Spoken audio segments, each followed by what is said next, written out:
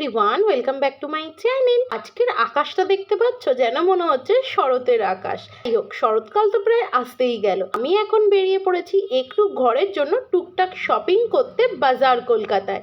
টুকটাক কিছু নিয়েছি যেগুলো আমি তোমাদেরকে বাড়ি গিয়ে শেয়ার করবো। সো চলো, বিলিং করে বাইরে বেরিয়ে ফলের দোকান থেকে কিনে নিলাম শশা, কারণ একটু হেলদি খেতে হবে, তো সামনে পুজো আসছে বলে কথা। এই যে তোমাদের হেলদি খাওয়ার জ্ঞান দিলাম, এদিকে ফেরার পথে দেখি আজকে আমাদের এখানে একটা মঞ্জেনিস ওপেনিং হয়েছে।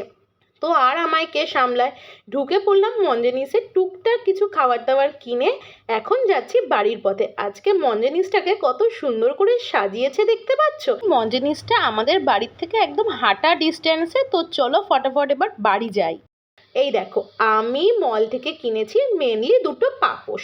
এগুলো 99 করে নিয়েছে, বাট কোয়ালিটি বেশ ভালো আর সাইজটাও অনেকটাই বড়। তো এই দুটো পাপোশ কিনেই চলে আসছিলাম, তখন ওখানে বিলিং কাউন্টার থেকে বললো 3টে নেল পালিশ 99 টাকা। এমন অফার কেউ হাতছাড়া করে?